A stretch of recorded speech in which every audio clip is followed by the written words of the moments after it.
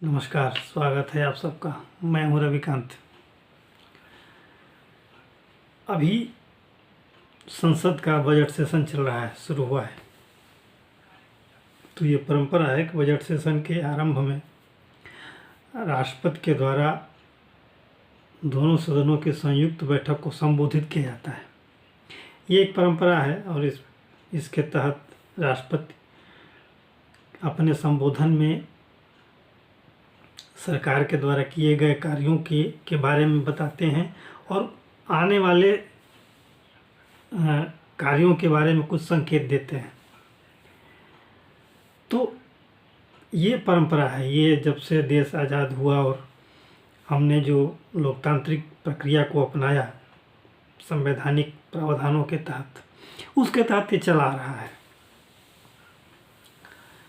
तो आमतौर पे राष्ट्रपति महोदय जब सदनों को संबोधित करते हैं तो उसके बाद उन प्रस्ताव पर एक चर्चा होती है दोनों सदनों में, और उस चर्चा के समापन के बाद प्रधानमंत्री का उद्बोधन होता है।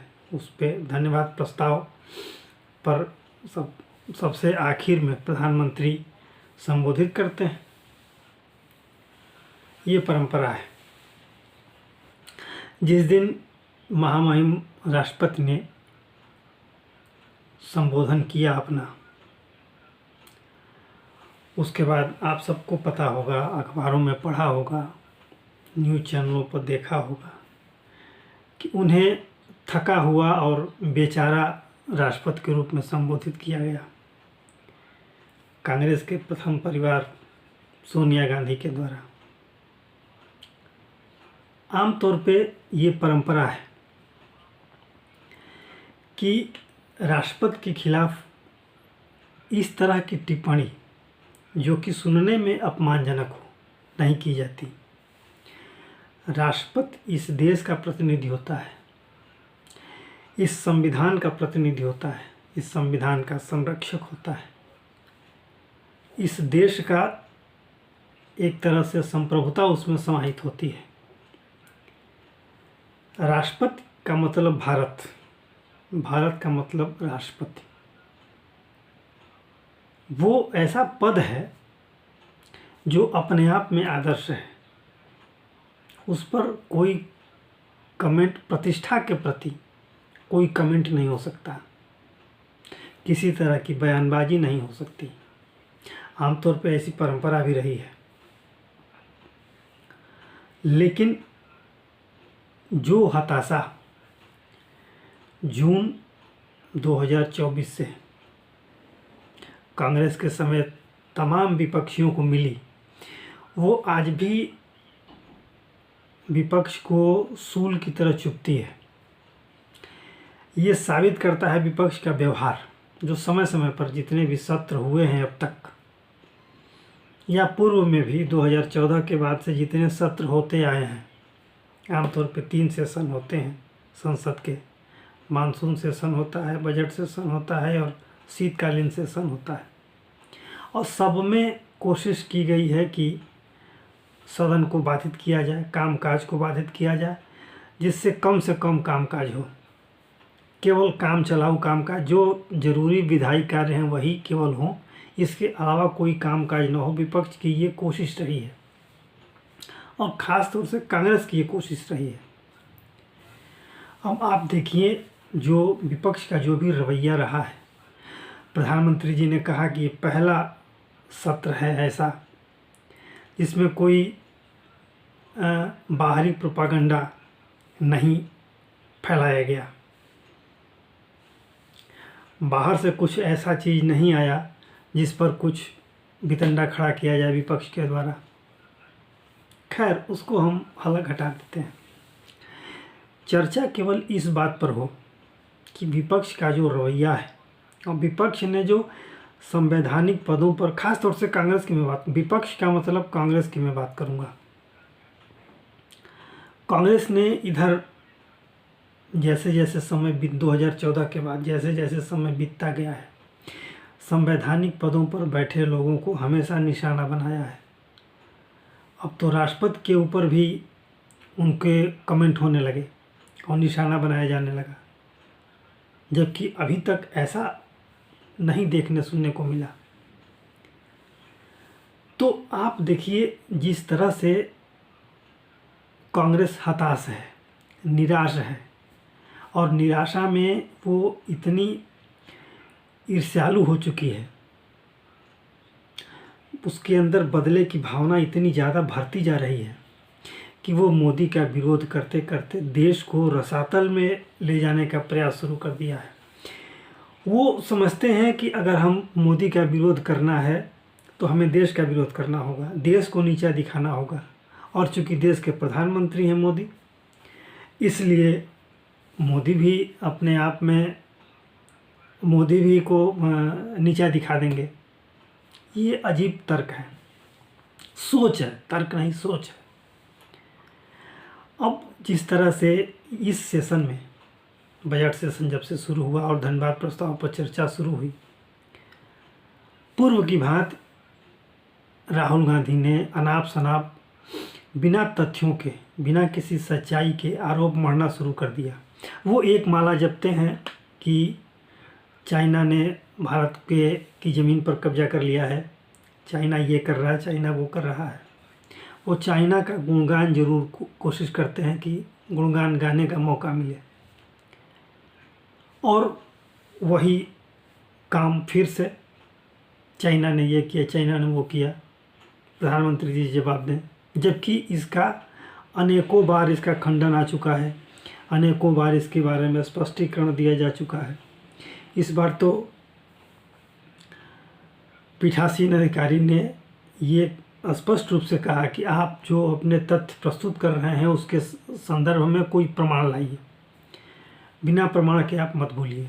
लेकिन उनके पास, उनको प्रमाण से क्या मतलब है? उनको बस नीचा दिखाना है सरकार को, उनको नीचा दिखाना है मोदी को, और उसके लिए अगर देश को भी नीचा दिखाना पड़े तो कोई हर्ज नहीं है।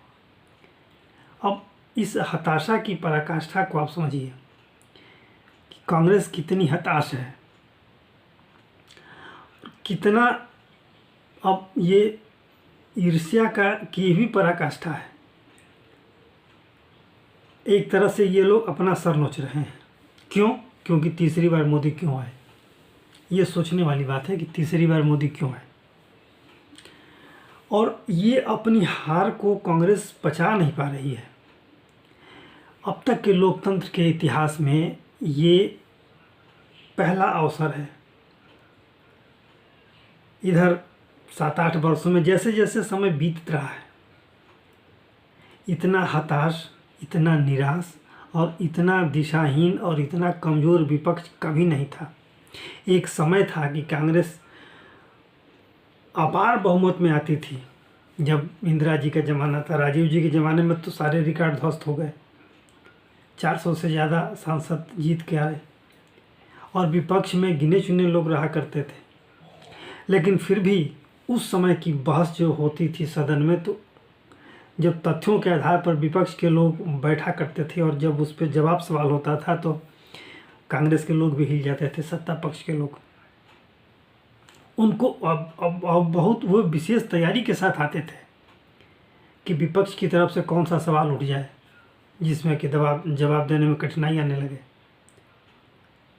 वो भी विपक्ष था, बहुत कमज़ोर था, गिने चुने लोग होते थे। लेकिन जो विद्वान सदस्य जब सवाल उठाते थे तो सरकारें कभी कभी उसके पास जवाब नहीं होता था कुछ कहने को, ये हालत थी।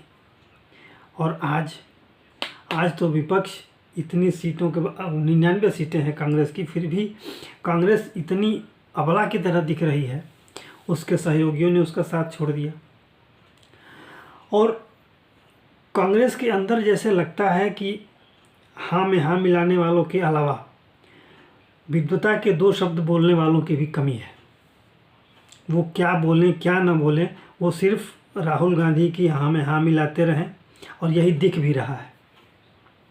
कांग्रेस के अध्यक्ष हैं खड़गे जी, 80 वर्ष से ज़्यादा की उम्र हो गई, लेकिन वो क्या बोल रहे हैं, क्या उनको बोलना चाहिए, शायद उनको ये भी नहीं पता। वो इस उम्र में भी उनकी जो अवस्था है, उनकी जो स्थिति है, उनकी जो मनोदशा है, वो एक नाबालिग बच्चे की तरह है। और कहने को तो इतनी बड़ी पार्टी के अध्यक्ष हैं वो, लेकिन आप सोचिए ये संसद का कितना बड़ा दुर्भाग्य है।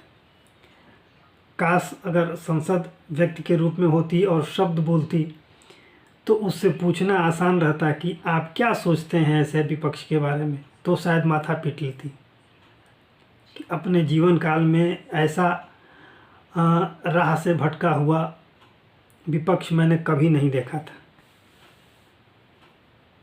विपक्ष का दायित्व होता है देश के संचालन में सत्ता पक्ष का सहयोग करना। सत्ता पक्ष अगर राह से भटके, सत्ता पक्ष अगर कोई कमजोरी, कोई गलती दिखाए तो उसको बताना और कोशिश करना कि सत्ता पक्ष जो है अपने राह से भटके ना। विपक्ष का ये दायित्व है।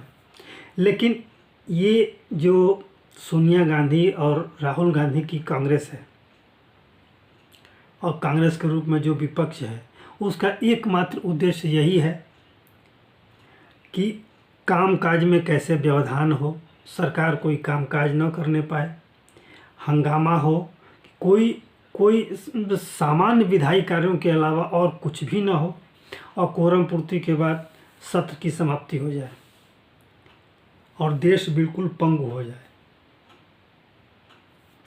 अब इस तरह की साजिशें, इस तरह का व्यवहार, इस तरह का विचार देश को कहाँ ले जाएगा?